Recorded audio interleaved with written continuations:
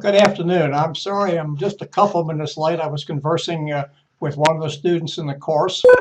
And tonight we're going to discuss chapters 6 and 7. Chapter 6, motivation and performance. And notice the sub-bullet there. It's all about the person job fit. Now I want to digress here just for a second. Some organizations will say to you, or actually believe it's more the person organization fit. The organization is more concerned with the individual being able to fit within the culture and the values of an organization, as opposed to being a particular round peg for a particular round hole. Toyota certainly does this. There are other companies that do that as well. But we're not going to talk about that tonight. Tonight we're going to talk about the person job fit and how we go through this last part of this motivation cycle. And then we will move into chapter 7, which is teams and organizations. So let's look at our chapter study questions for this evening. What's the link between motivation, rewards, and performance? I think we all probably have some idea what that is.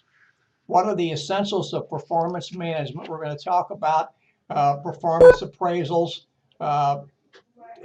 to a little bit of an extent, not to a great extent, but we'll give you some sort of overview about those. How do job designs influence motivation and performance? Somewhere we're going to kind of match up with Hertzberg, like we talked last week.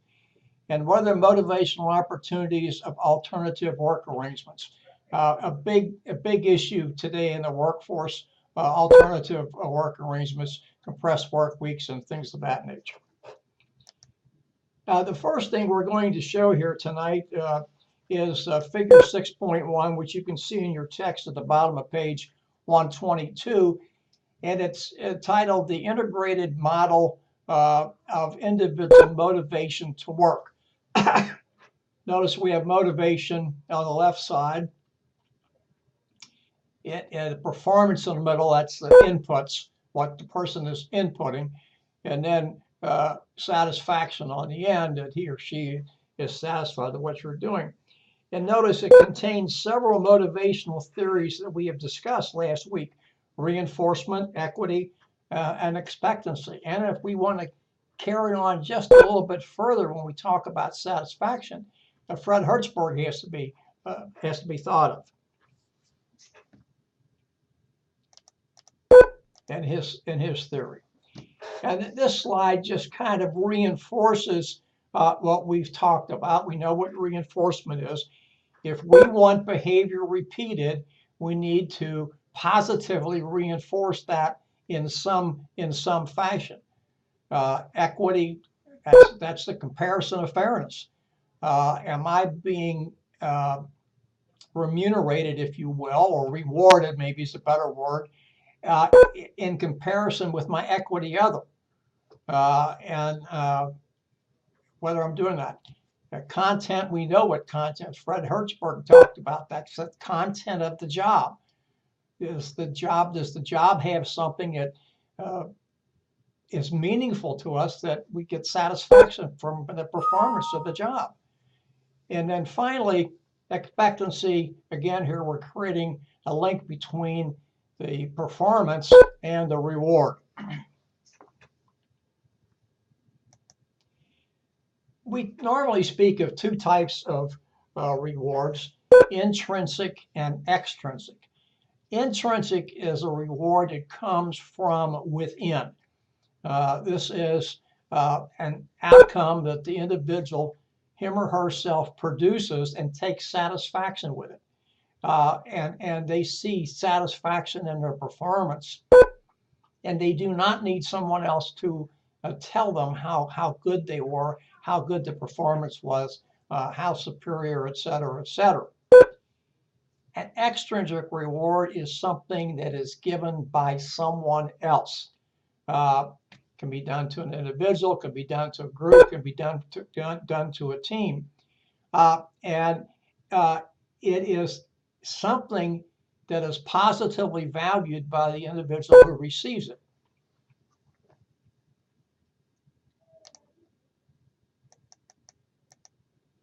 pay for performance can be considered an extrinsic reward.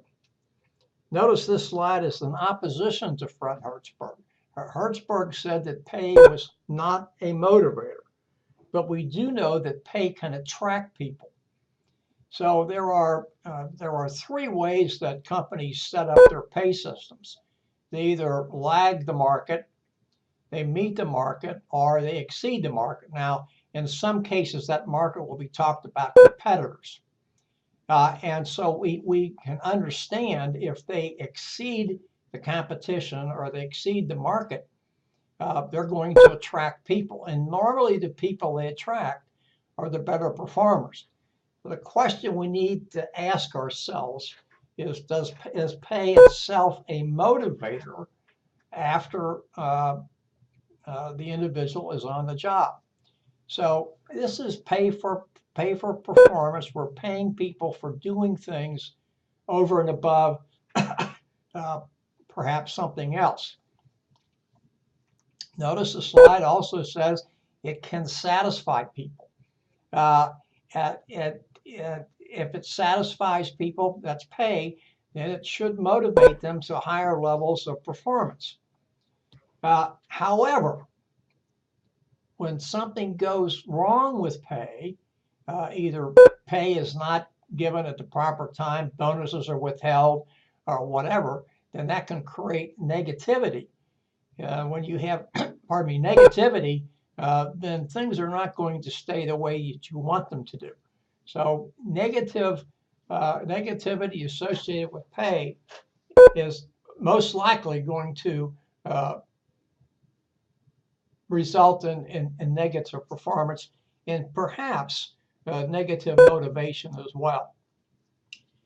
Now, this is another type of pay for performance. It's known as merit pay.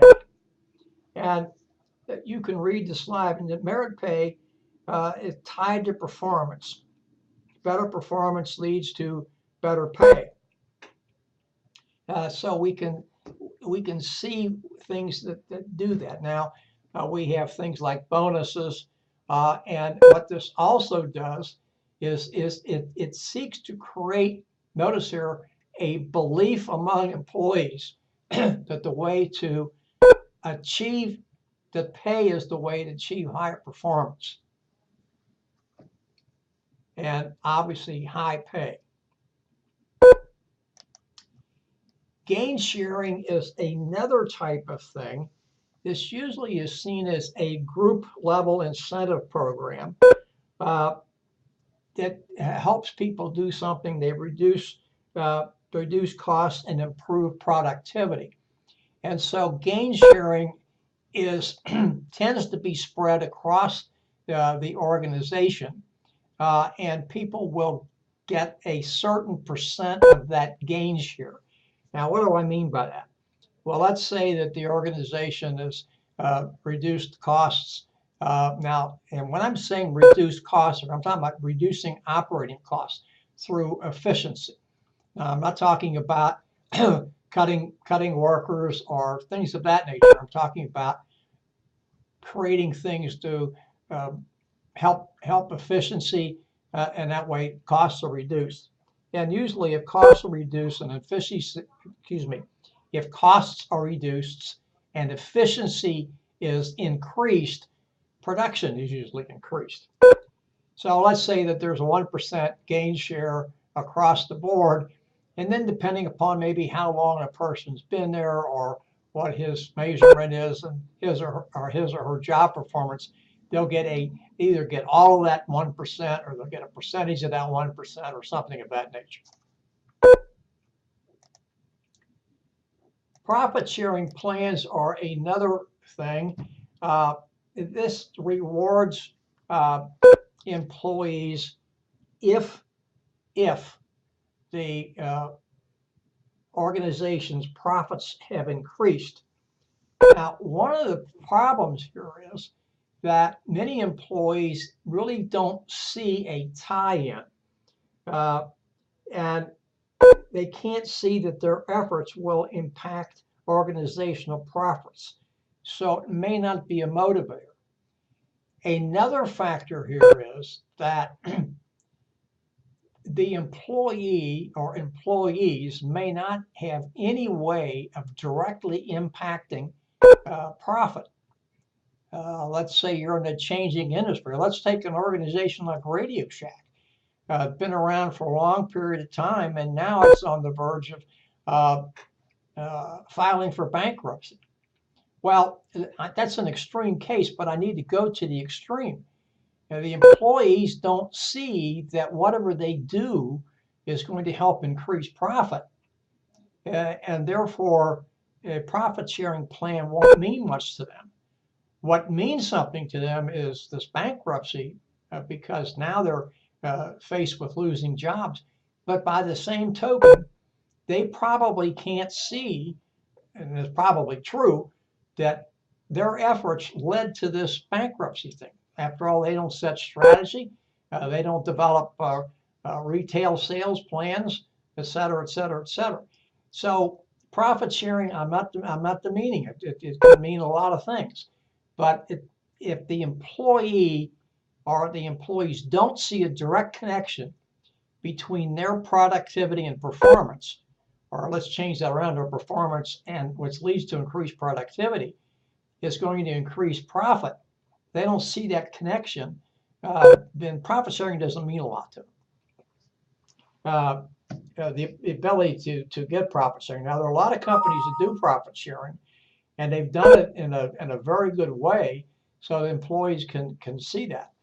Lincoln Electric is one, and when employees can see the direct connection between their efforts and profit sharing, then it's going to be a good plan. Stock options are another thing. Stock options in many cases are no longer reserved just for executives. The thought process about stock options is that once an employee exercises his or her ability to buy stock, they become an owner in the company. And so the thought process is if I'm an owner, I'm going to be more concerned about the company making a profit, et cetera, et cetera.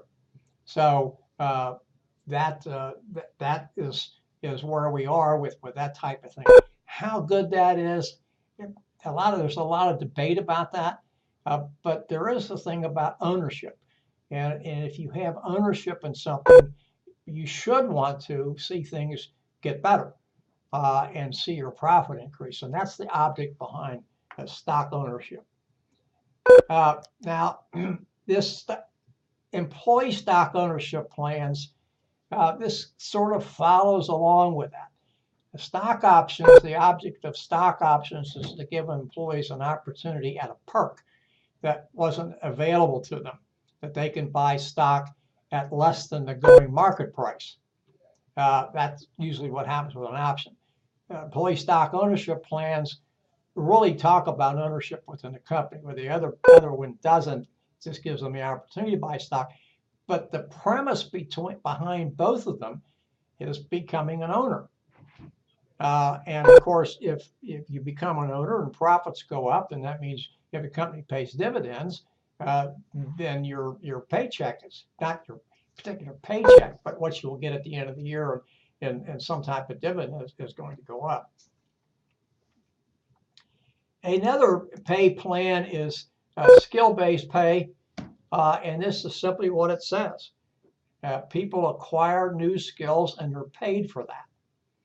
Now, there's a couple of ways to look at this. They can be paid to acquire those skills, in other words, through training that the company pays for, or they could acquire those skills on their own and then be paid for that. So a company may pay for you to acquire the skills, and then once you become more, important to the company because of this extra skill, you're going to get extra pay. Or you could do it on your own and come in and say, I have these skills, and the company says, hey, okay, we're gonna pay you for that. This is now we're going to switch gears away from pay to the employee or the performance management cycle. You can see this displayed 6.2 at the bottom of page 127. It's very important to talk about this because this is where a lot of problems occur. And they occur with the first step where the employee is not measured against something that is published. Now, I don't mean it's published and it's placed up on a wall in somebody's office so somebody can read it. But what I mean by published is that is given to the employee so he or she knows exactly what's expected. And the measurement is clear, it's identifiable, and the employee knows that he or she is going to be measured against, that their performance is going to be measured against these published standards. So that we're going to measure the performance, going to provide feedback to the employee, both positive and negative feedback. Positive feedback is more or less, this is what you're doing well, keep on doing it. And when you're doing the feedback session, the positive comes first. When you get to the negative, you focus on the performance, not on the individual, and then you show the individual and or coach the individual, it says here on the slide, how to improve performance. And then that performance appraisal report, if you will, is then used to make personnel decisions. Could be for pay increases, could be for promotion, could be for training, could be for any number of things.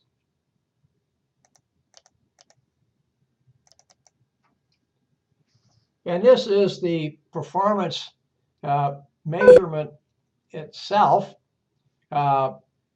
Two purposes. Ours is evaluation. If you want to look at that as a report card, you can. That's fine. It's also then used as a developmental tool. Because here we're finding out about an employee's strengths, and we want to play to his or her strengths. We want to identify his or her weaknesses and put in place a program or programs we talked a little bit about before, coaching, mentoring, whatever that happens to be, to help him or her change those weaknesses into strengths.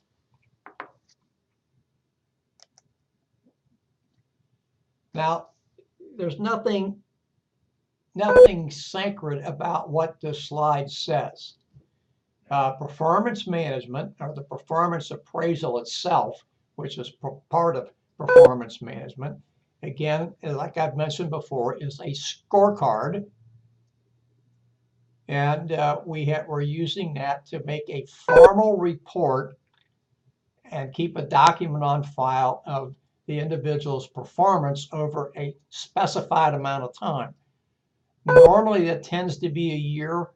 Some places are more frequent than that, some quarterly. Some that quarterly are we talked about last week in management by objective. Our goal setting can be done quarterly, and then that quarterly is used to help come up with a final report annually. So it's a documentation. And one of the reasons that you need this is and we don't talk a lot about it in this course, but if you have a basis for termination, then you have a written document to hang your hat on. Now, these are the different types of methods. These are not all the methods that are used in performance appraisal. There are a number of other ones, but we're going to talk about the ones that we find that are the most common. Ranking, paired comparisons, and forced distribution. We will talk about these a little bit more in detail, but here to talk about them here, we just want to say that ranking, you're exactly what it says. People are rated from high to low, or low to high, however you want to look at that. Paired comparisons is exactly what it says. You're comparing the performance of an individual to his or her peer or peers, as it says here, because it's with every other person in the department. Could only be two, could be more than that. An enforced distribution is like grading on the curve. You have somebody who can be at the A level, somebody at the B level, somebody at the C level, etc. So now we're going to talk about some popular ones that fall into this category. Graphic rating scales are probably the most commonly used performance evaluation, performance appraisal system, but I would like to say a farm use for that system because it's easy to use. It can often be bought at the local stationery store, Staples or Office Max or someplace like that. And you have three categories here, just showing you what's here: work quality, work quantity, work quality, cooperation. And the rater places a check mark, and it's easy to do. A lot of people will use this. They just mark everybody a 3 and be done with it because they don't have to make any comments. So it is something that is done often, but it is probably not the best. However, if these are done well, and there's usually some narration that goes with this, if these are done well, written narrative, if these are done well, and the raters are all trained on this, then it probably won't have any issues. And again, you can see this is graphically displayed at the top of page 129 at figure 6.3.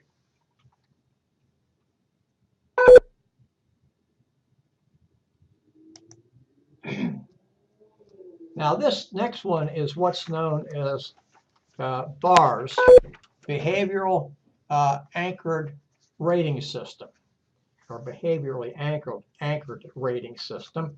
And this looks at behaviors. This is, again, 6.4 at the bottom of page 129.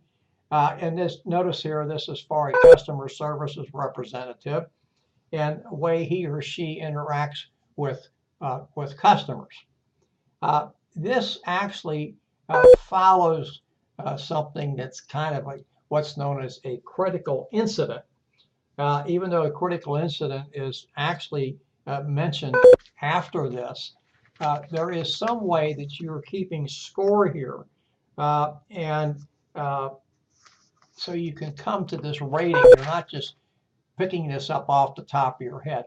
And actually, with any type of rating system you use, there should be something that people mark down on a diary or something else the rater does to capture good things and bad things over a period of time. You cannot trust your memory to figure out what you're going to do over a year's, what somebody's done over a year's period.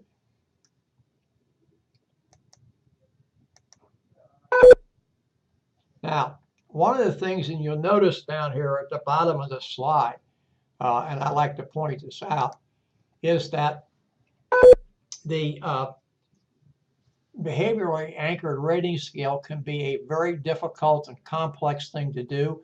These are usually developed in-house by someone in the organization.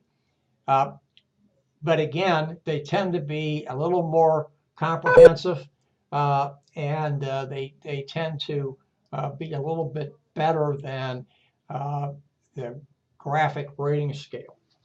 Following along with that is the critical incident diary, which you can see again on page 129. We don't have a particular graphic for that so that you can follow it, but this is exactly what it says. The rater records something that a person did at the time it was observed, plus or minus, and then that helps them move along the way. I mentioned that that's often done with the behavioral anchored rating scale, and this is just a different method called critical incident. Then the 360 evaluation is pretty easy to understand. Here, the person being rated gets a holistic rating. It's a rating from everybody that he or she comes in contact with: supervisor, peers, subordinates, customers, anybody else. And the object of this is it gives a holistic view of the person's performance. A lot of people have gone to this.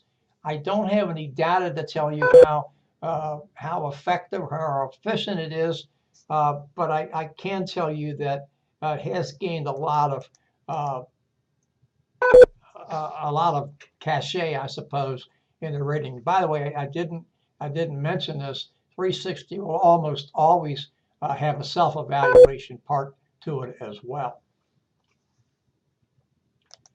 Now, this is a performance management discussion with your supervisor. Do you look forward to it?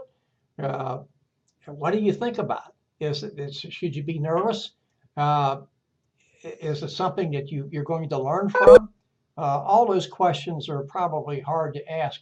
But what I want to tell you here is a performance appraisal is done, performance management itself, and then the appraisal is done correctly in your organization.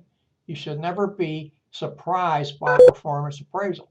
You should really know. The boss ought to be telling you, supervisor, manager ought to be telling you on a routine basis. Now, I'm staying away from daily, and I'm not going to put a timetable on it, but routinely telling you, this is good performance. This is what you need to fix.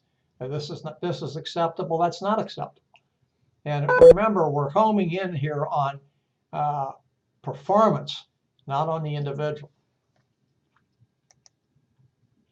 Now, this again is something about the performance appraisal system. First of all, the system and the performance appraisal itself has to meet two criteria. It has to be reliable and it has to be valid. Reliable means that you're going to get consistent results time after time after time after time. Now, the only way you're going to get that is if the supervisors and managers are trained in doing performance appraisals. Most people don't like to do this. They don't like to do ratings. They don't like to be rated. They don't like to sit through the training they're going to get from the HR people.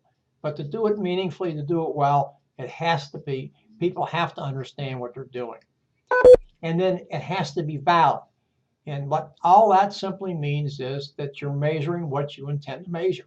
And that goes back to having the individual understand the standards of the job upon which he or she's going to be rated, and nothing else.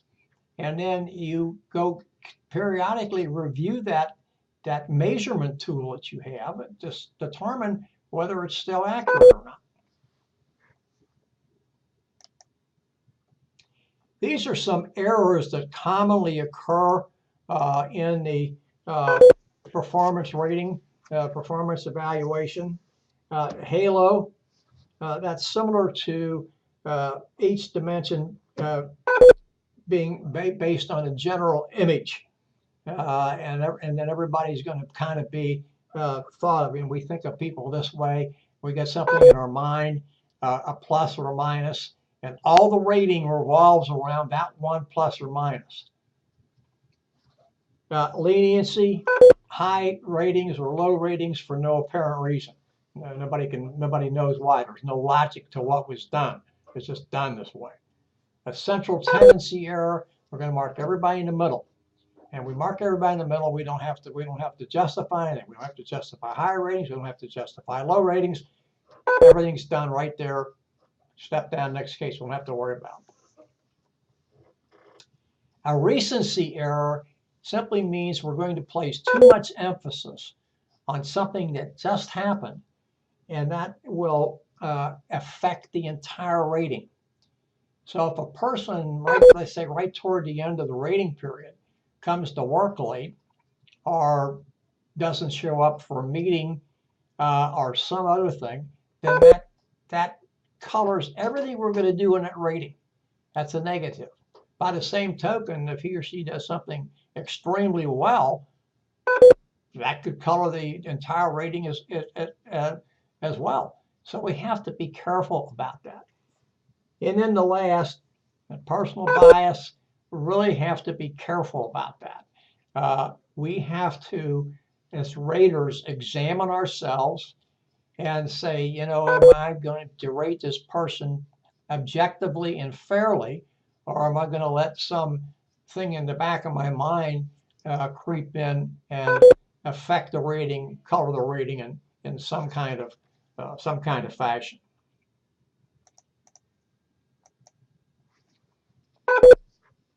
Now, these are the different types of job design strategies, and what we're trying to do here, notice the section we're getting into on page 131, motivation and job design.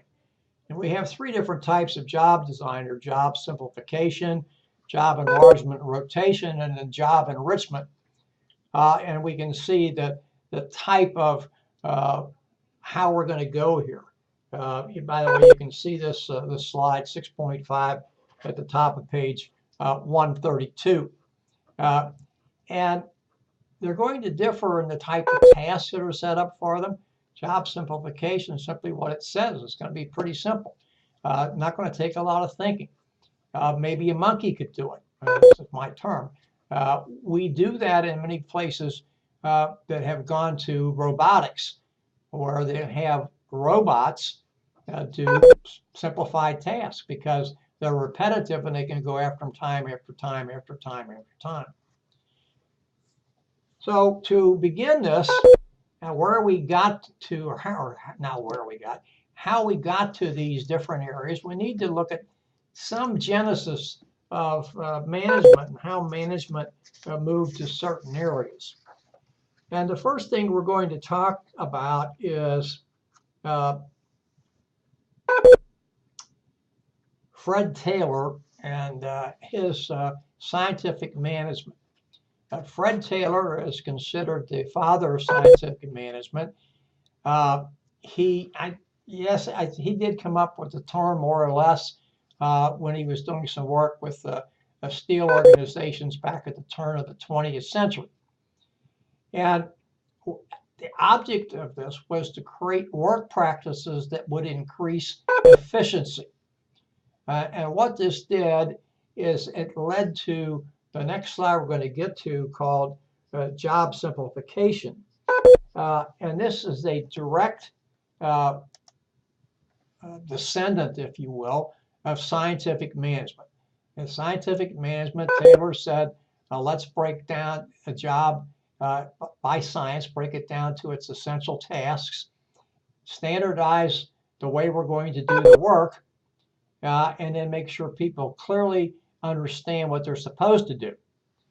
The object here was to increase efficiency, but notice it may decrease motivation because the jobs are unappealing.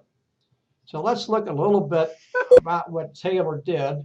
He did this, as I said, back in the early part of the 20th century. And his object was to create a standard or standards for doing a job. Not a bad idea because there weren't any in those days. So many workers in the early 20th century were skeptical of anything that management wanted to introduce in the way of work improvement. Most people in those days were not paid well, as we know. We're not paid well by today's standards, but even by those standards, in those days they were not paid well. You know, $1 a day was not uncommon, and many employees looked upon work improvements as a way for management to eliminate their jobs, so they were skeptical. Workers felt with some justification that management would take advantage of them. So Taylor provided the following example, or this is perhaps a better way to say this is the best example, I think, of Taylor's work, scientific management theory during his work as a consultant at Bethlehem Steelworks in Pennsylvania. The example I'm going to give you shows not only how well his theory worked, about how workers felt that increased production while leading to higher pay were really the organization's benefit, not theirs. Schmidt was a pig hauler who worked there at Bethlehem Steelworks. And a pig hauler was somebody who was supposed to haul slabs of pig iron weighing 100 pounds. So he was to move the pigs from the loading dock to a freight car. Taylor designed an incentive pay package for Schmidt, told him when to work and when to take a break. And he also made sure that he had the proper tools for doing this. So Schmidt responded positively to this and increased his production from moving 12.5 pigs per day, 12.5 tons per day to 47.5 tons per day, almost a four-fold increase. For his efforts, Schmidt's pay went from $1.15 a day to $1.85 a day. Now, as you can see, and if you're not trying to be a math wizard here, and I'm not, I work these figures out, and I'm not a math wizard either, Schmidt's pay increased substantially, but not commensurate with his production. His pay raised 61%. His production increased to 280%. So the company is going to make a lot more money based on his efficiency in comparison to what Schmidt made, the difference being 219%. Taylor also believed that workers should not achieve more than a 60% pay increase. Otherwise, their motivation would decrease and they would agitate for more money. The mantra in Taylor's day was efficiency and increased production. That's probably still a mantra today. No thought was given to routine, mundane, repetitive tasks. Now, I have not mentioned that one very successful company in the world today, United Parcel Service, UPS, uses many of Taylor's scientific management concepts. This suits UPS because it follows what's known as a loyal soldier human resources strategy that focuses on long-term employment that is coupled with reducing operating costs. UPS offers its employees an extensive benefits package that includes health, dental, and stock ownership plans. And some efficiency steps taken by UPS can be found on page 132 in your text. So before we say that we've moved away from Fred Taylor and Fred Taylor's methods were really not very good for us, we need to understand that there's a very successful company that's still using Fred Taylor's methods today. We move from job simplification to job enlargement and job rotation.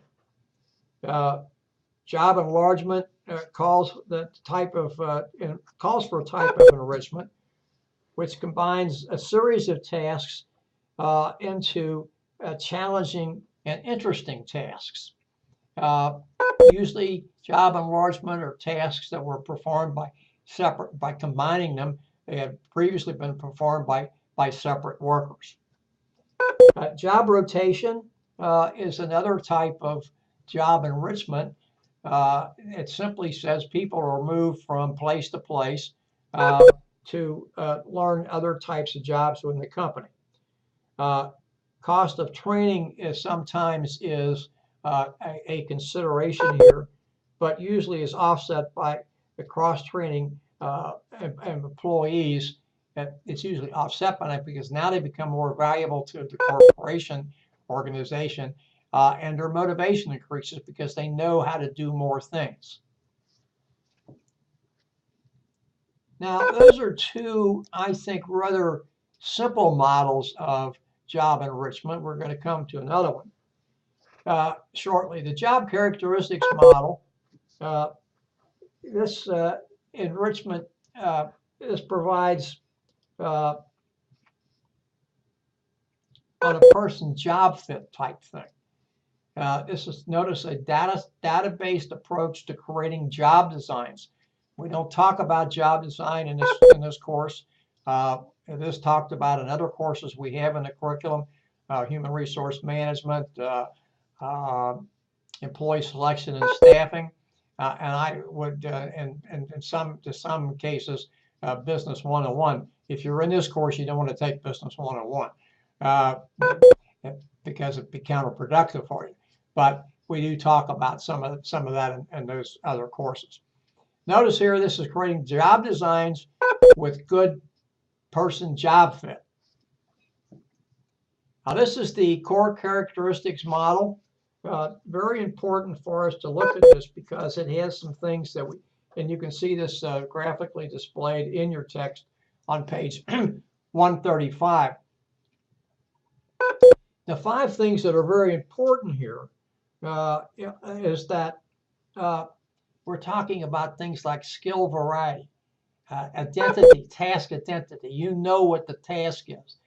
You can identify it. It has some importance to it, significance. The task has responsibility and authority around it. And then, if this is done correctly, the employee gets constant feedback. And we talked about feedback before. You know, your feedback should be positive as much as possible. Pardon me. And should start from the positive. And then we have some moderators in there. And you look at the critical psychological states and notice the work outcomes that you expect from these from various types of things, skill variety. It's here the person is being intrinsically rewarded, not being rewarded outside, but it's the task, it's the skill variety, and task identity goes into that as well. Significance, and then look at what other individual outcome you have on the bottom. Low absenteeism turnover. Absenteeism and turnover are very costly for organizations. And you'll see, by the way, this, you can see in the bottom of the slide here that this is known as the Hackman-Ullman model. And this talks about what we're going to do with job design. Now, here we're talking about when the characteristics are enriched, then you're going to get these 3 critical psychological states. The work is going to be meaningful. This is what people experience. They're going to have responsibility, and they know they have responsibility for the outcomes. And the outcomes, of course, are going to be positive. Otherwise, there's going to be some action taken. And then they have an idea of what happened, what transpired, they know the end result. Very important. We have to remember that everybody's job can't be enriched and shouldn't be enriched. It's too bad that we'd have to think that way, but that's the case.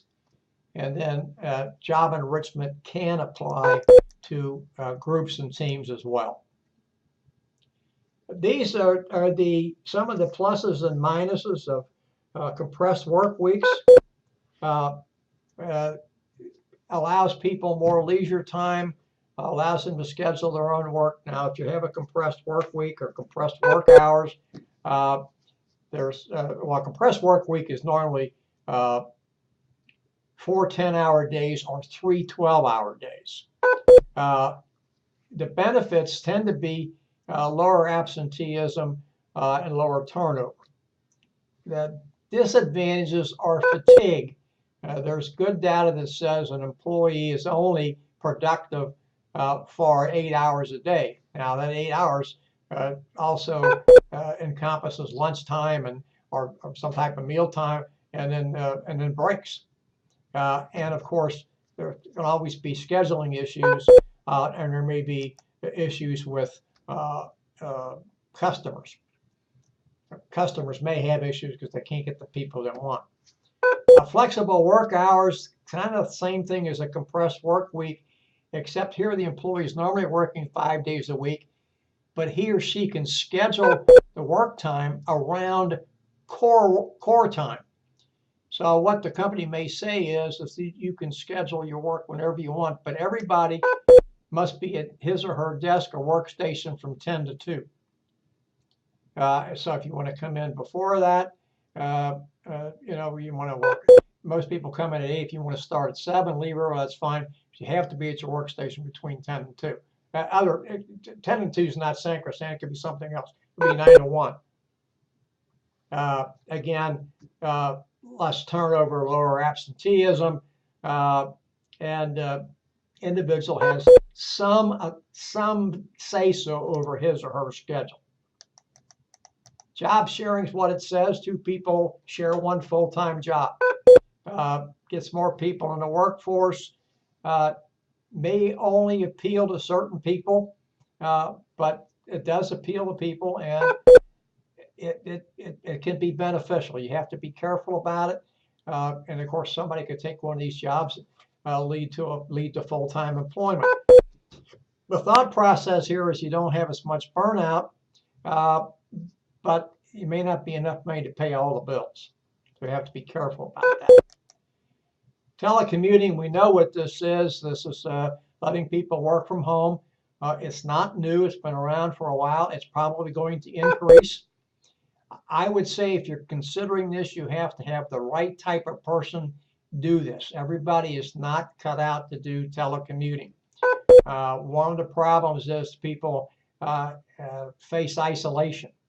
And they're not interacting with people on a regular day except by telephone and by email and things of that nature. Of course, there are things now of doing video conferencing and things of that nature, so that may change. I had a student here a number of years ago who worked from home, and she thought it was great. She wouldn't change it. She really liked it.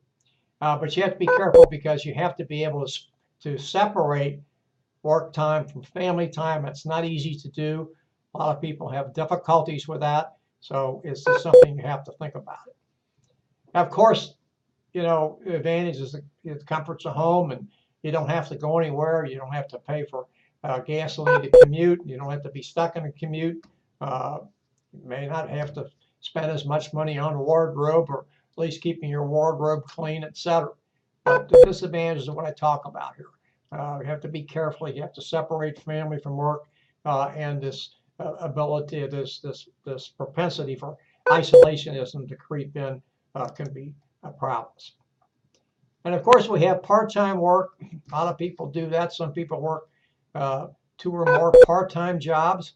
Obviously, there are advantages for companies because labor cost is lower. Usually, part-time people don't make the same amount of money. Companies don't have to pay the benefits that normally accrue to full-time employees, like vacation time or paid time off, holiday pay, and things of that nature, perhaps health care and other things of that nature. It gives people some autonomy. I'm not so sure that it's the best thing in the world, but some people like that. If they work more than one job, there's going to be stress. There's an old saw that you can't serve more than one master. So you have that thing staring you at the face. And then if a person does have multiple jobs, there may be a problem of getting to work on time and doing things of that nature, or things of that nature creeping in. So that's really a real downer, or can be a downer. Well, that brings us to the end of Chapter 6, Motivation. So we'll take, it's 5:24, and we'll take a break till 5:30, and we will come back and begin the first of our 2 chapters on teams. Thank you. Please come back at 5:30.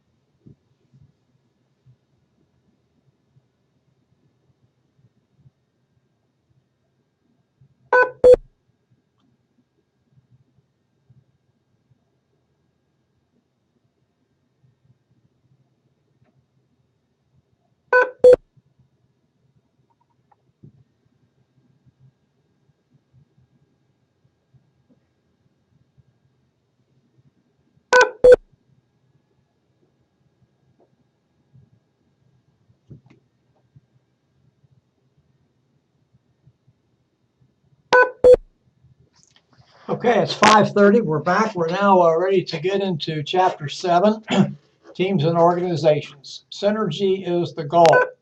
You may remember a theorem from high school geometry which says the whole is equal to the sum of its parts. The object of synergy says that the whole is greater than the sum of its parts. We're going to try to answer these questions. What are teams and how are they used in organizations? When is a team effective? What are the stages of team development? By the way, you may see this in other places in the text and some other places as group development. And I would caution you, please be specific when you're talking about these teams. Use team as opposed to group, group as opposed to team when it's appropriate. Although the case study we're going to work is the ineffective group member. Let me just double check. I don't remember the exact title of that. I never do for some strange reason. The forgotten group member. Yeah. And then how can we understand teams at work? Team is, you can read this definition here for yourself, but it's at least two people working together toward a common purpose, and each is accountable for the outcomes. That's different than a group. A group normally does not fall into that category.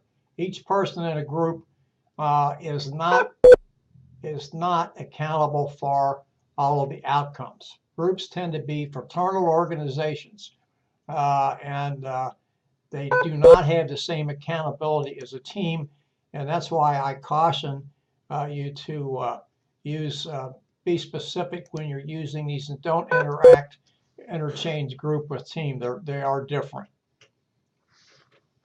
Notice here that teamwork occurs due to mutual relationships, which everyone is, again, which becomes collective, and again, everyone is accountable for the outcomes. So if you have a team, you cannot separate one member from the team and say, oh, we're going to work without him or her, because everybody on the team has a specific job that is integrated into a whole. Otherwise, you're just doing things. Now, I'm not going to tell you this doesn't happen. I've known teams, I've been on teams where we worked around people. You said, well, we can't depend on them. So what we really should have done was either gotten this person removed from the team, or said, hey, look, you've got two choices. You either join the team, do your work, or we're going to get rid of you. So you need to do that. And teams need to be accountable. What do teams do? They recommend things, propose solutions, offer courses of action. They run things. They're in charge of getting something done. And they make things. They produce things. They manufacture things. However you want to look at that. Teams may do other things as well, but normally speaking, these are the three things that teams and organizations do. A formal team is something that is established by the organization's hierarchy for a specific task or tasks. The team that is formed can be temporary. In other words, okay, you guys and gals are assigned together to perform this task. And as soon as this task is complete, you go back to doing what you were doing before. Or it can be permanent. Some organizations have auditing teams or counting teams. They may have process teams, operations teams, etc. And that's permanent. That's what they do. Now here's where we get into this nuance. And this chapter is about teams, but here we have to talk about groups because groups are not the same as teams, and we need to keep that in mind. Groups crop up. That's in organizations. They crop up. They're not sanctioned by the organization, and they normally don't have a formal structure. They may or may not have a purpose. Now, the slide says they don't have any purpose. But what I'm saying is that they may have a purpose that's not endorsed by the organization, and their purpose is to sort of move the organization to do something. So they may be a special interest group or something of this nature. Like we have special interest groups that try to influence elections. Some do it by trying to influence, some do it by influencing money. Interest group is mentioned down here at the bottom. There's also friendship groups, affinity groups. People get together because they like each other's company.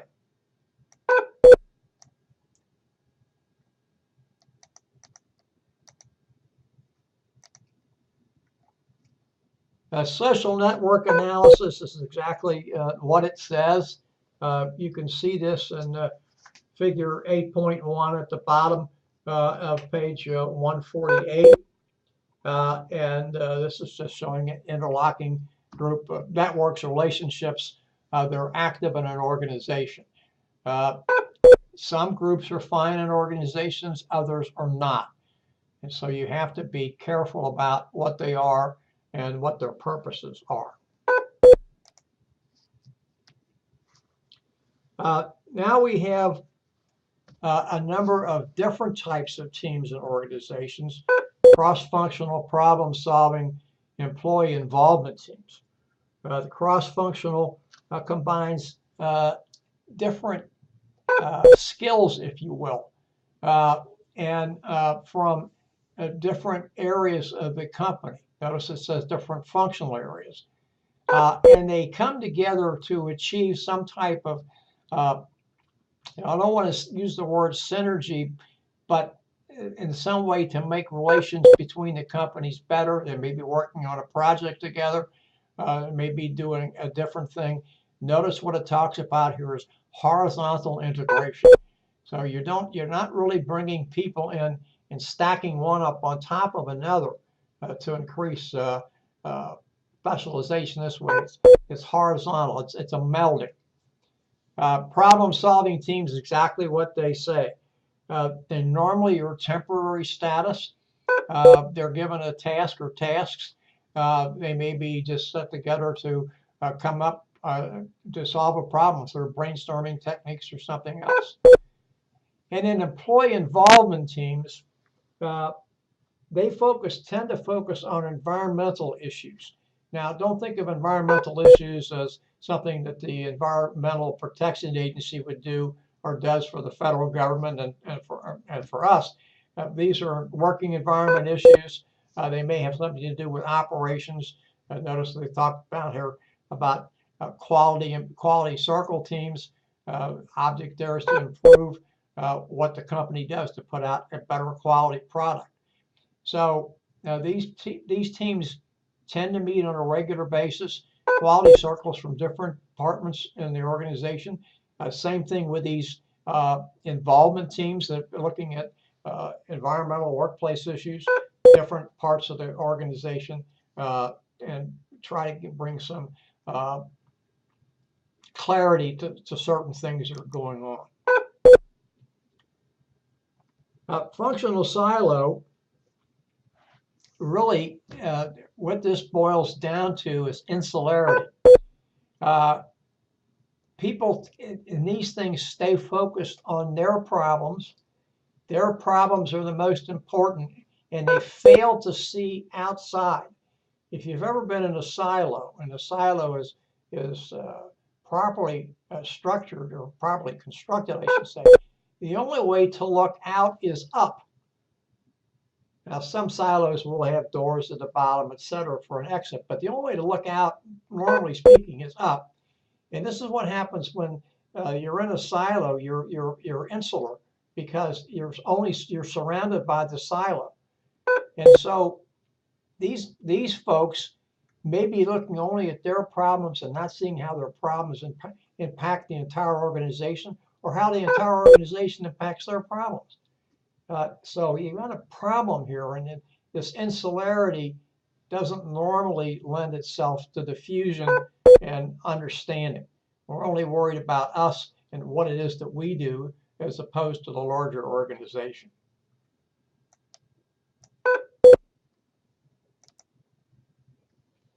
Employee involvement teams, really, we're kind of back to what we talked about before.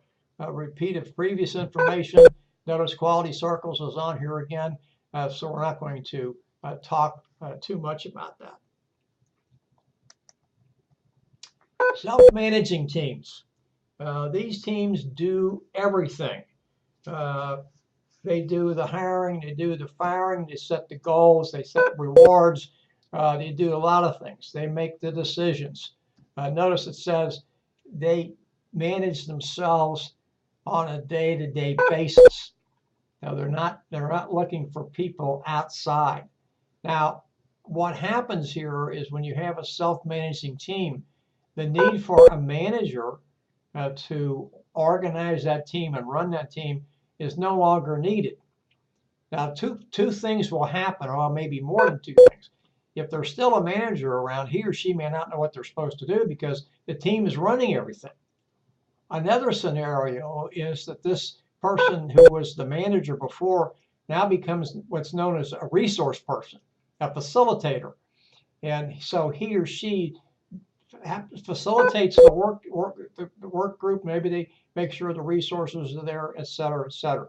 But it causes a lot of problems for traditional organizations, because now the manager who used to run that team doesn't have anything to do any longer.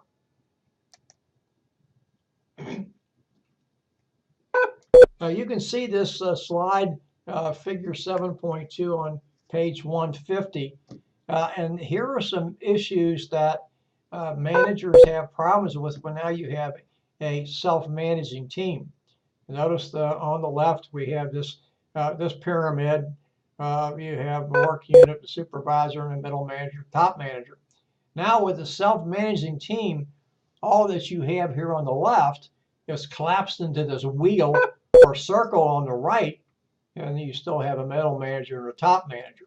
So see what they're doing here. They're planning, they're assigning tasks, training workers, or taking care of evaluations, quality control, may set their budget, most likely will set their budget, all sorts of things.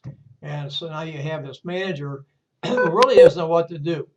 Manager could be named as a team leader, I mentioned before, could be seen as a facilitator or a resource person, but he's no longer, or she's no longer a manager.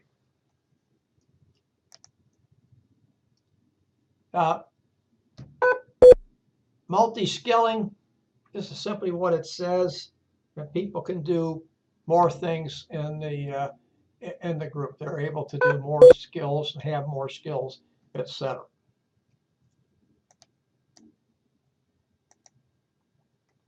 These are the advantages of self-managing teams. It can have productivity and efficiency improvements.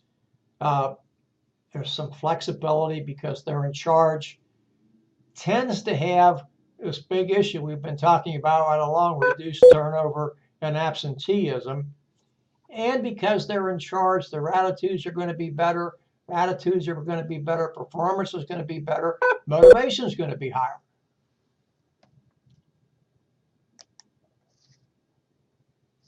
And there's some disadvantages.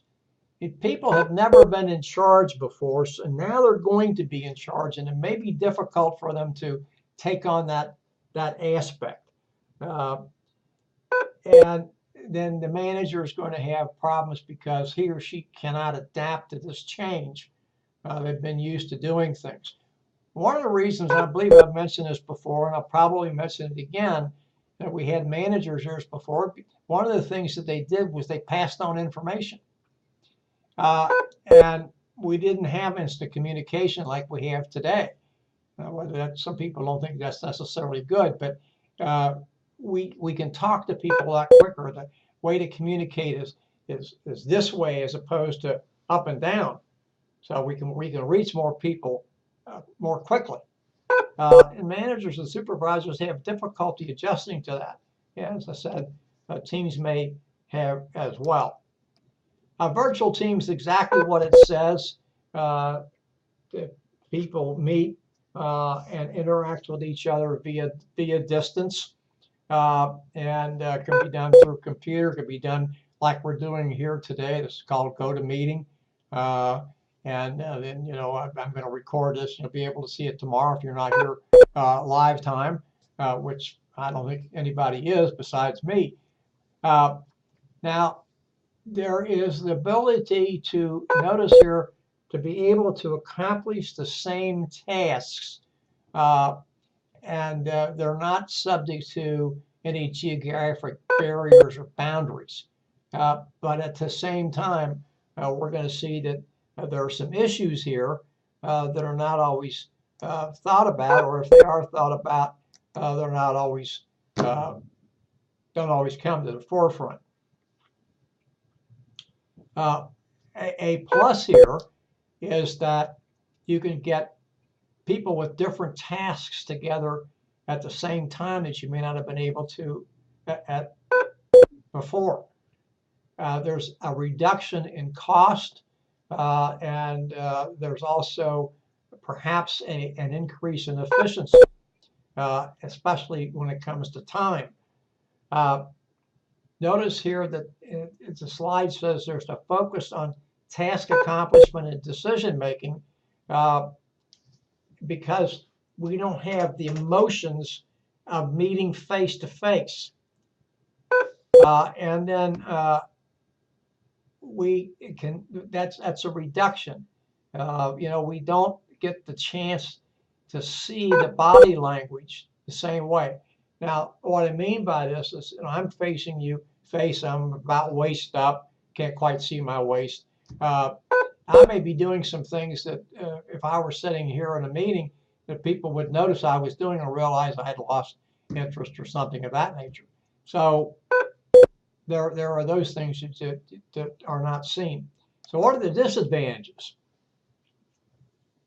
Well, because of being at a distance, it's more difficult to establish good working relationships. You just don't have the same feeling. When I was in the Army, the last place I was, my last assignment, we met on a monthly basis with people that we interacted with at, I think, 12 or 13 other installations throughout the Army. We did that because it would have been too costly, it would have been cost ineffective to bring people together. Now, how did we have any downside to that? Probably did, but I don't think it was quite the same thing because we weren't working here as a team. We were meeting and finding out things that were going on, what we could do to help, what they needed to do, et cetera, as opposed to a team working on a particular task. And then, again, what I said here before, we don't get to see the face-to-face emotions. We don't get to see the interaction. We don't have that ability to reach out and touch somebody. It's sort of a standoff type of relationship in a way. So I'm not demeaning this. A lot of this can be done. A lot of it's good. And that's why I do this, to try to reach you in some fashion. Why we do the forum discussion sections, to try to get some interaction. But I realize, and I hope you realize, that we're missing a piece, that we're not able to sit down and talk to each other face to face. And we might do some things a little bit differently. We did a face-to-face type of thing. What's an effective team? Well, I think the best way to say an effective team is a team that accomplishes its task. Now, notice, but there's some other things that go into this thing. Not just task, but it's satisfaction, and the team gets along. It's a viable team. It's not going to fracture. So what we're talking about here, and I think it's something that we need to think about, is that we need to have not only a focus on task, but we have to think about social interaction. And if we don't have social interaction amongst the team members and only focus on tasks, we're probably not going to get anything done.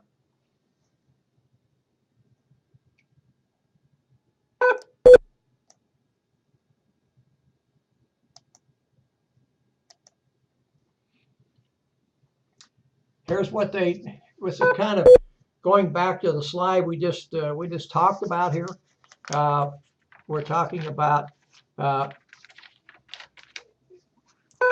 performance, satisfaction, viability. We know what performance is. We know what satisfaction is. Viability means we want to work. We want to stay together. We want to continue to work together, and that's very important. And that's what this goes back to. It's not only focus on tasks, but focus on the social aspect, this interaction. And it's very important for us to stop and think about that, because we spend, on average, a third of our working day at work. Excuse me, take that, a third of our day at work, not working day, a third of our day at work. So, we have usually a third at home, a third we sleep, a third at home, eating and interacting with our family, etc.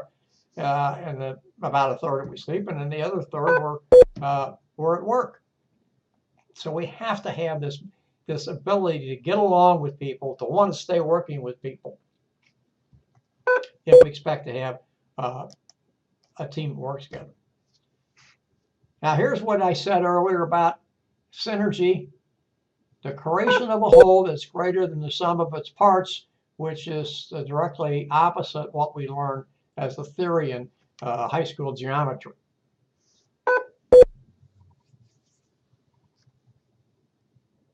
The individual can accomplish more through teamwork than he or she can working as an individual.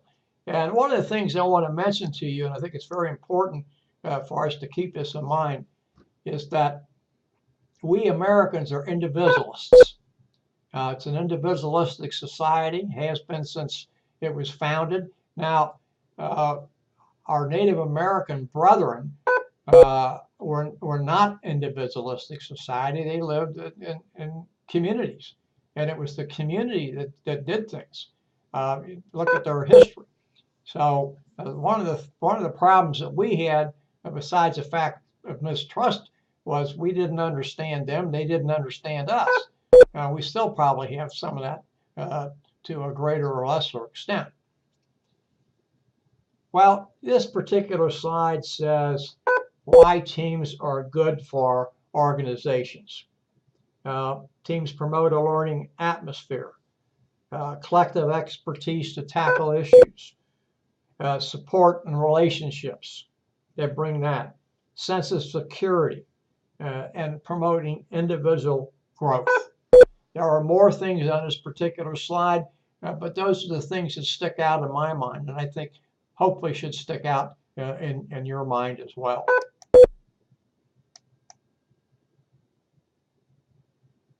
Well, now here are some common team challenges or downsides or disadvantages to teams. The biggest is social loafing. Now, I submit to you that social loafing is not as prevalent in a team than it is in a group. And I give you my classic example as well. Actually, this happened twice to me. Maybe even happened more than twice, but there are twice that I remember. Now, when I was in graduate school, both these were when I was graduate, well, one graduate school, one postgraduate school. I was in a group in the class, and we were given this survival exercise. And you're given a scenario, and they tell you that you have 15 items and which items most valuable. Well, I had worked a similar exercise when I was in the Army, and I knew the answer.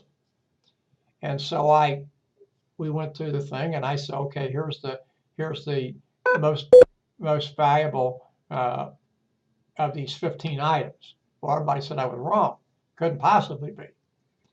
And so I went back and said, no, this is right. I didn't tell them why I knew, but this is right, etc. And again, they said, no, that can't possibly be. So I just stopped participating in the group. And when we came back for an after action and they found out that I was right, and people said something, I said, well, I knew the answer, but I couldn't tell you I knew the answer. I would have been not fair. And so we had some discussion about that. There was another one I was into, and we were supposed to be in a trusting atmosphere of the other class members, trusting atmosphere, and we were supposed to be able to collect these items, as I remember. If you collected so many like-minded items, you were going to move up. Well, it became pretty obvious to me fairly soon into the game. I was dead in the water. I wasn't going to be able to move up. I was going to be whatever echelon I was in this hierarchy. I was going to be there forever. I couldn't move up. There's no way I could move up. And so I just stopped participating in the game. And when we had the briefing, the professor asked that. Matter of fact, he was my faculty advisor. He asked that, and I frankly said, I realized I couldn't move up, so I stopped. And he said, well, that was not the object of the game. Other people were supposed to help you. I said, yeah, but they weren't. This was supposed to be a group effort, but it was obvious that it was individual. And we had one guy in there that I still remember him. He figured the game out pretty quickly and was able to work his way up, and he was up on top. But he didn't go through the group like everybody else was supposed to. So these are things that you have to be careful. That's the social loafing. Obviously, you can have personality disagreements. I think that you'll probably find those more often in groups than you will in teams. Once a team is settled and it's gotten to be in pretty good shape, team's going to probably go along all right. Group probably won't. You may have some uncertainty over tasks, lack of purpose, something's not defined. Some people can be not motivated, etc. Social loafing is, to me, the best way to talk about social loafing is that a person is in a group, and notice I'm saying in a group. It can happen in a team, but normally doesn't, because there's ways that teams can do things that groups can't, and the person just checks out. Says, I'm not going to participate. I don't, I kind of gave you those examples before. But that's kind of what it is. And he or she is so effective at doing this that the contributions that they make or lack thereof, more or less lack thereof, are not noticed very well. And then some people just decide, hey, wait a minute, we've got something we have to finish. We can't worry about Joe or Sally. We're just going to take this on and take it to its end point. So these are things that you really have to be careful about and understand that they're there and work diligently to eradicate them. Here are some ways that you can keep the social loafing down. And again, this talks about, to me, it speaks to groups because it talks about small size. Most teams are not large. You look at the soccer team, which may be the largest team sport that we have, that I can think of, organized team sport. There's 11 players on the field and a goalie, so there's 12 people. Football has 11. Baseball has 9. Softball has 10. So sizes are pretty well held together. Most teams are probably best at 10 or less. So you want to do that. You want to make sure that the roles are clearly defined and everybody has something that they have to do, so you don't have it, as the slide says, a free rider. Things that those really have to do. And then you want to tie performance rewards, you want to tie rewards to performance. So if you don't perform, you don't get anything. It's as simple as that.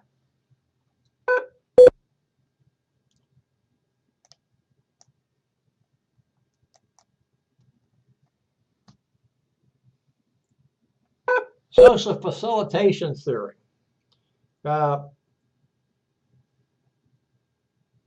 Tendency of a person's behavior to be influenced by someone else in a group or social setting. If it's going to be positive, we're going to take the bull by the horns, if you will, and move forward. Negative may come when a person's unfamiliar with the task or unfamiliar with his or her expectations. We now move to the very interesting thing that we talk about here, the stages of team development. Also, we'll find this in some places referred to as the stages of group development, and they're both going to follow the same thing. We have farming, storming, norming, performing, and adjourning. And they're pretty simple as we can see them here. Farming is who's who and what's what in the zoo. Storming is a period of great uncertainty. And you have automatically almost, or I say automatically, but almost always, you have in groups and out groups. And so they're going through this, as the slide says, this tension period. Nobody's really sure what's going on. And so that there's this tension. You may have the majority groups or a majority side and a minority side, and they're still going through that process. Norming is when the team finally decides to get down to business. Some challenges exist here. Maturity may not be achieved, and tasks may become secondary. So this may be the social aspect that people are working on. Notice the slide says building relationships. And in many cases, building relationships are very important because you don't have good relationships, you're not going to be able to work on tasks. We talked about this a couple of slides ago. Teams, yes, have to focus on performance, but if the team members don't get along, if there's no good relationships, no melding together, no glue to hold them together, you're going to have problems. Now, it's really difficult. This is a difficult stage because the focus is on relationships, and sometimes people may think that they're really in the performing stage, which is the next stage, but they're not. They've not gotten there. They've not matured enough to get there. So the performing stage is exactly what it says here. Notice it uses the word mature. So the group is matured to a place where it can now become what I want to say. It can start working on its tasks, and it's not worried about the relationships are now in place. It doesn't have to worry about relationship building. It's beyond relationship building, so it can move to what it needs to be. And then the adjourning stage is, notice here it talks about we're now in a period we're going to break our relationships. We're going to celebrate our victories, hopefully. And hopefully we're not here to lament defeats. And there's another thing that goes along with this. It's a commitment to work together again as may be needed. Well, the next slides that we're going to go through here and I'm not going to dwell on these because we've talked about them to some extent, is that we're going to sort of regurgitate what I've already said about each of these stages. And I'm going to pick up on a point or two that I really didn't discuss before, and just kind of looking at what these might happen to be. Notice here at the bottom of the forming stage, not only defining what the task is, but setting ground rules. Now, isn't it interesting, pardon me, that we're going to set ground rules, and the next stage we're going to get to, we're going to fight over that stuff, the storming stage. And I think pretty much it's on this slide, we've pretty much talked to, except the last bullet down here. And that's clarification of members' expectations. I don't think that applies here. I don't think we get that till we get to the norming stage. This stage to me is always a stage of turmoil. There's very little ever decided at this stage, except, well, let's go on, and we'll take this on and see where we can go from here. And then hopefully after a period of time, and I can't tell you what that time period is. I don't have anything in my mind. I'm not saying that 24 hours or 48 hours or a week or 2 weeks or anything particular. That people have now come together, they've had a chance to digest everything that's going on in these first two stages. And I said, well, okay, we're all grown up boys and girls. It's time for us to move on to the next thing.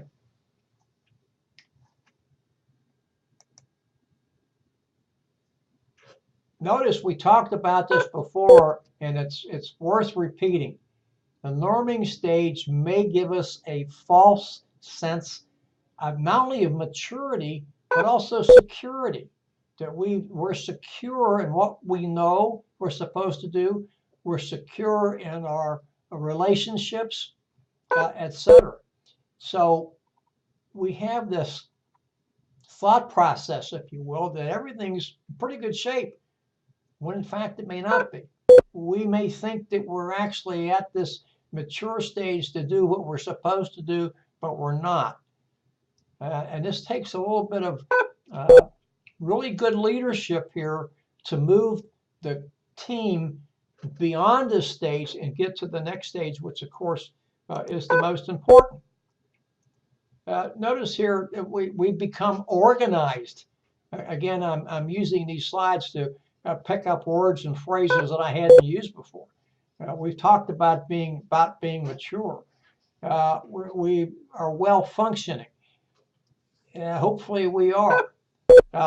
And notice down here at the bottom, this talks about member challenges, but I look at these as opportunities to cement our relationships, to make sure that they're continuing, that they're well-oiled. Well-oiled and cementing might sound as divergent viewpoints, but we're able to do these things.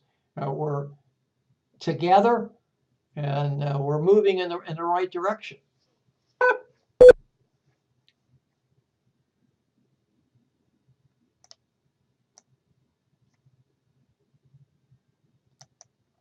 Now, this is team maturity criteria, and it's another slide that you can see graphically depicted in your text on page 157 at the bottom. Look at the difference between an immature team on the left and a mature team on the right. And I really don't want to go through each of these things, but there are some things that I think are important to point out. Major mature team traits as far as I'm concerned. Flexibility, functionality, or they're functional, and interdependent.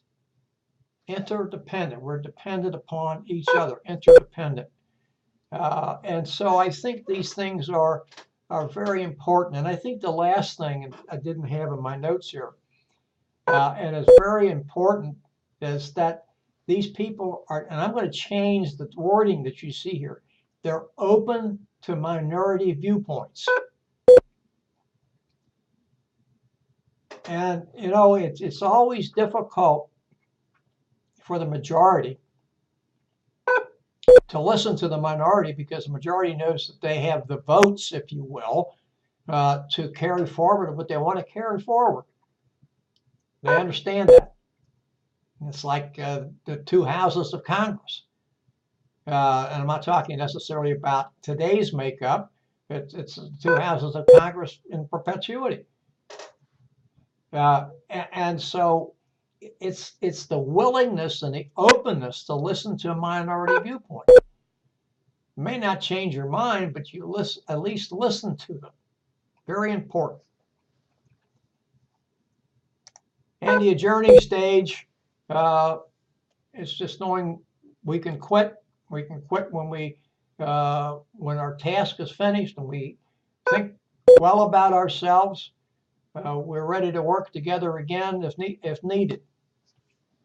Notice what it also says here. If you have temporary teams, this is critically important because if not, you're really going to have big time trouble.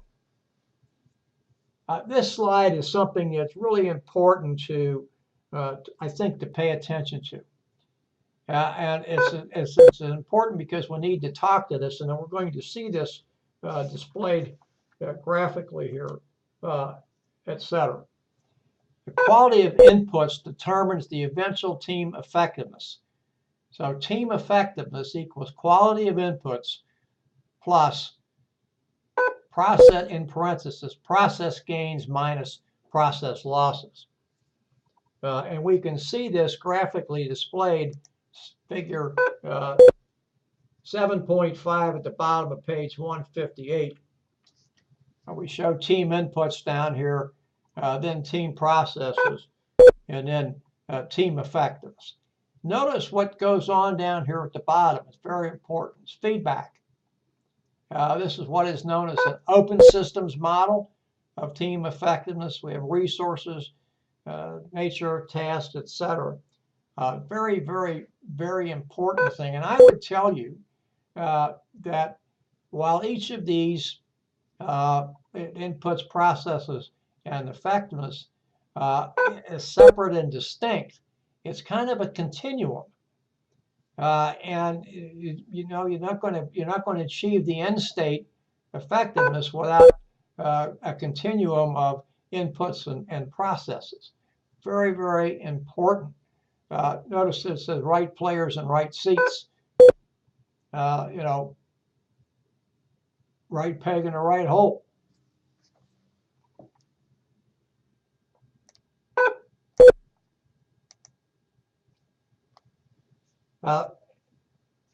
Team effectiveness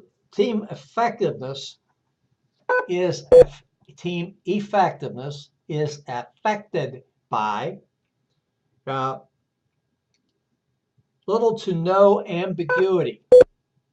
In other words, things are fairly clear cut, fairly well understood. There's no nuances. There's no subtlety, or very little of either of those. But also by having adequate resources and adequate team composition. That means you have to have the right players. Most people in a team are not capable of taking other person's tasks and doing them as well as the person who is supposed to be doing those tasks. Now they might have some idea there, might have some skill there, etc., but they're not going to be as competent. So that's what there's got to have the right people in the right place to make sure that this carries forward, carries on.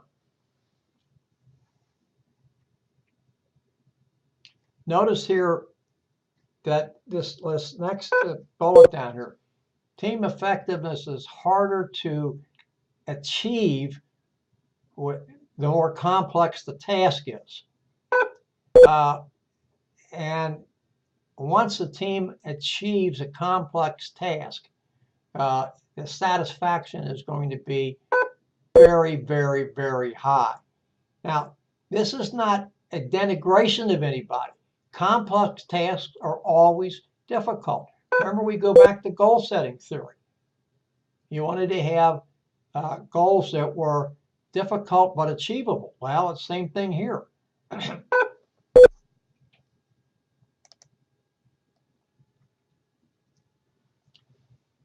Nature of tasks affect outcomes. Task complexity, uh, and we need to know whether the task is simple or complex, and facilitated by smooth relationships. We've talked about this before. Yes, the task is something that has to be completed, but if the relationships, the social interaction is missing, you're not going to get the task completion. It's just not going to happen.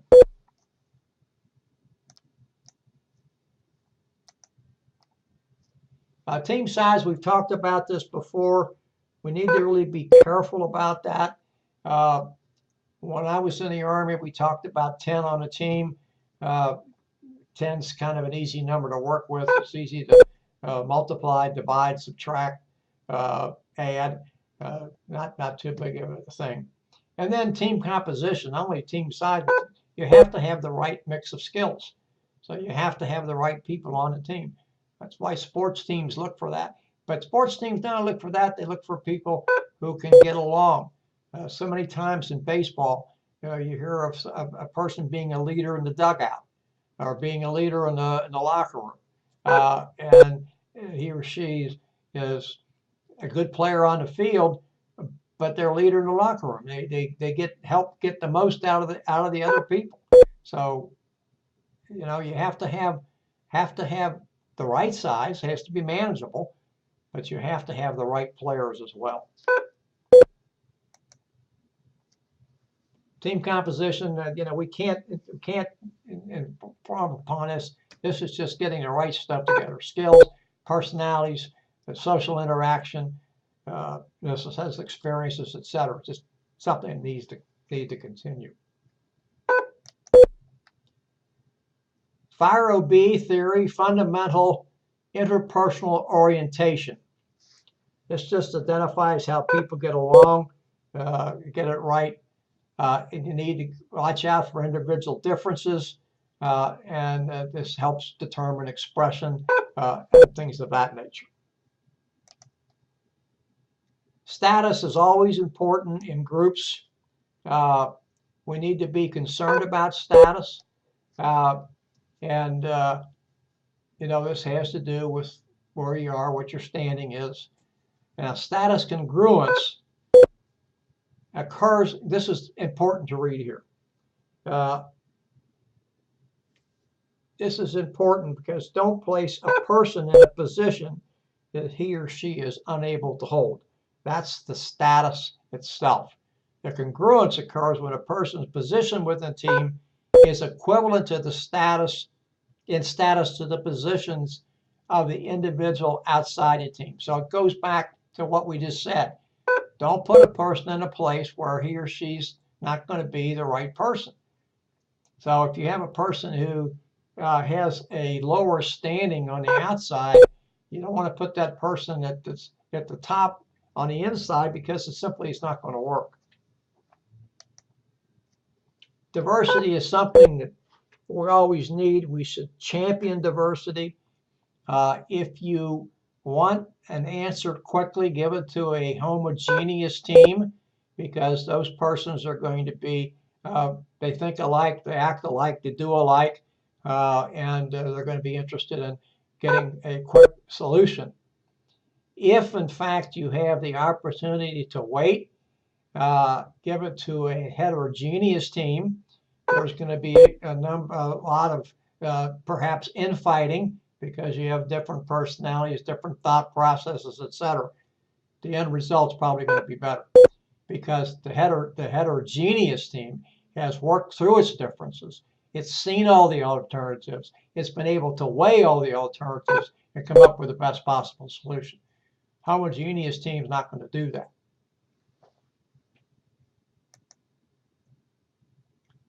We have to be careful about consensus. Consensus can be an issue. If you're going to reach agreement by consensus, you need to have a person who knows how to lead the team to reach consensus.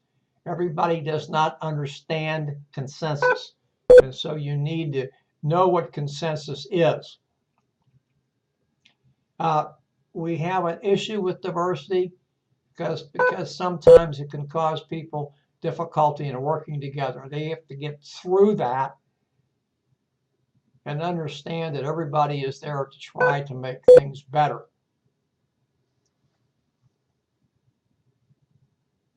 Collective intelligence is exactly what it says. This is the stages of team development that we've talked about before, 7.6, which we can see on page 163. And then notice the effective team processes gains and losses, ineffective teams gains and losses. And we have this critical zone here. So we have to be careful about this because, again, here we're in a fight between task and process. We can't excuse me, we can't have one to denigrate the other or vice versa. Pardon me, I have something in my throat.